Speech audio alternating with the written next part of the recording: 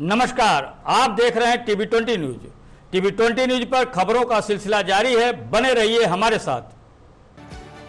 आजमगढ़ जनपद के जीयनपुर क्षेत्र से एक दिल दहला देने वाली घटना सामने आई है, जहां 18 बिस्वा जमीन और पैसे के विवादों ने एक भरे पूरे परिवार को हिंसा की आग में झोंक दिया। इस विवाद ने रिश्तों की सारी मर्यादा तोड़ दी। जिस नाना की उंगली पकड़कर चलना सीखा, उन्हीं पर अपनों ने जानलेवा हमला कर दिया। मामले के केंद्र में है बेचन यादव। उनके नाते श्रवण यादव का आरोप है कि करीब 8 महीने पहले वह अपने नाना को देखभाल के लिए अपने साथ ले आया था, जो उनकी मौसी प्रेमशीला यादव को नागवार गुजरा। श्रवण का दावा है कि मौसी प्रेमशीला और मामी मीरा यादव ने मिलकर उनके खिलाफ साजिश रची। घटना में नाटकीय मोड़ तब आया जब 12 दिन पूर्व बेचन यादव अचानक लापता हो गए। नाती श्रवण ने गुमशुदगी की रिपोर्ट दर्ज कराई और खुद भी उसकी तलाश में जुट गया।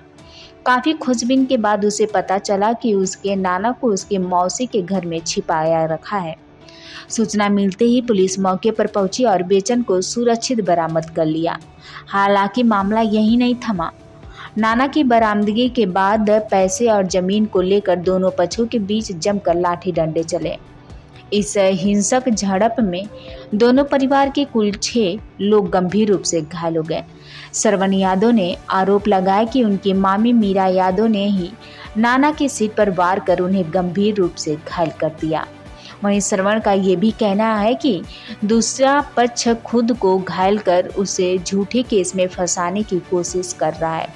दूसरी ओर जब प्रेमशीला यादव और उनके परिवार से इस बाबत बात करने की कोशिश की गई तो उन्होंने कोई बयान देने से इनकार कर दिया। पुलिस ने मामले की गंभीरता को देखते हुए दोनों पक्षों की ओर से 10 लोगों के खिलाफ केस दर्ज कर लिया है और जांच शुरू कर दी है। फिलहाल इस घटनाक्रम में यह साफ कर दिया है कि जब रिश्तों पर लालच हावी हो जाता है तो खून के रिश्ते भी दुश्मनी में बदल जाते हैं। जमीन के एक टुकड़े और चंद रुपये ने एक परिवार को हिंसा और अविश्वास की आग में झोंक दिया है।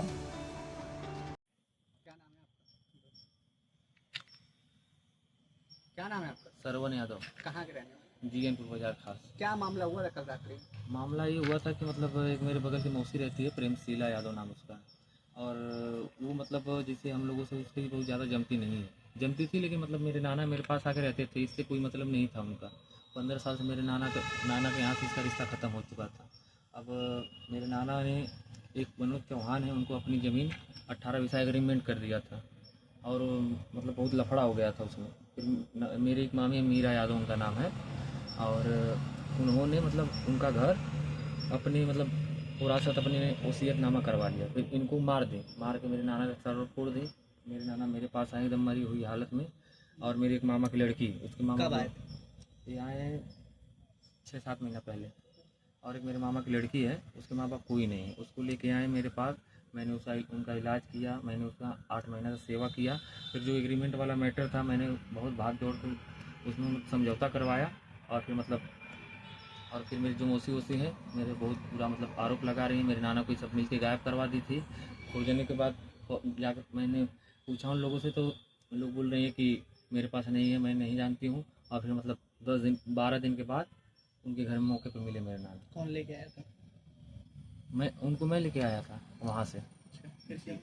फिर वही फिर मतलब इस सब आके फिर मतलब डेली मेरी बगल वाली मौसी प्रेमशीला यादव है, तो बगल में बुलवा के डेली मेरी मामियों से और मतलब मेरी मौसी उसी लोगों से डेली झगड़ा करवा रही है। कल क्या हुआ था?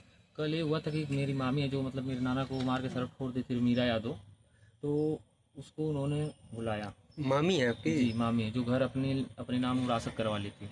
अच्छा, मामा आपके नहीं है? मामा हैं, मामा अच्छा। भी हैं, लेकिन मामा मतलब मेरे पक्ष में है। अच्छा। और मामी ने विरासत करवा लिया, इनका मार के सर फोड़ दिया था।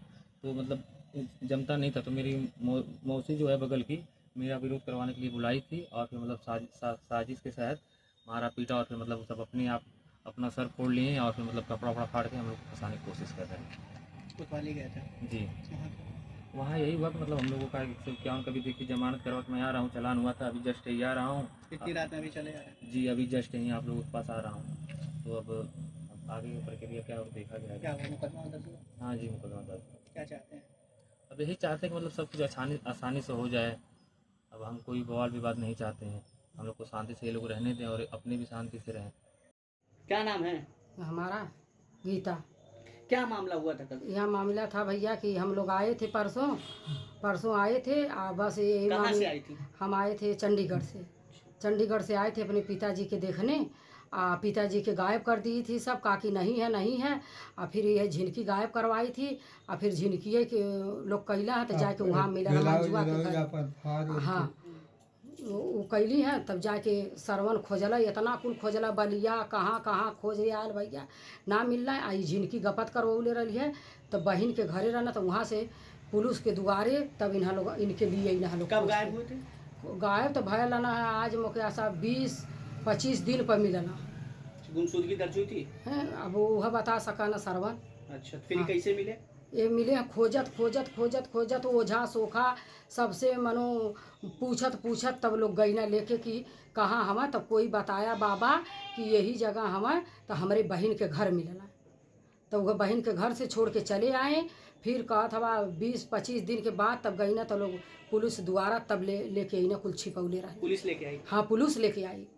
फिर हाँ। क्या हुआ? फिर ओकरे बाद इन्हन के बुला के हमारी बहन झगड़ा करवाई है सारा। कहत हवा कि ब्लाउज कुल फाड़ के नाचे नहीं कुल गावे नहीं, और उन्हन के झिनकी बुला के कहत हवा सारा काम कहत हवा करवा के मारी पिट्टा झिनकी करवाई है। किस हाँ। चीज की झगड़ा है? कुछ चीज की भैया झगड़ा ना, वो पैसा की झगड़ा है इनके कि पैसा के मारे। या फिर भी वो सब लोग फैसला कर दिया था, चौकी पर फैसला भी हो गया था पैसा मिल जाए। आई एक हमारी भौजाई है आजमगढ़ से जो आई है सब लड़की मार करने, ये झिनकी बोलाई है मार करने खातिर ना, कहा कि यहाँ पैसा बट रहा है, तेरा भी हिस्सा लगेगा। इनका सारा पैसा पहले का वो सारा पैसा ले चुकी है। हाँ हमारे बाप का सारा पैसा निकलवा ली। उसकी लड़की जो नाच रही है वो भी पैसा जमा करे देना। एक लड़की छोटी के ले जा जमा करा, वो भी अपने खाता में डाल ली सारा। शिकायत की आप लोग कोतवाली में? है एक इसकी बात हम तो नहीं शिकायत, आप लोग आए हो वो तो सरवन के बाद खुद कुछ बात सरवन दाखिला दिया होगा कि नहीं। अच्छा ठीक। हाँ सरवन खुद बताएगा। ठीक।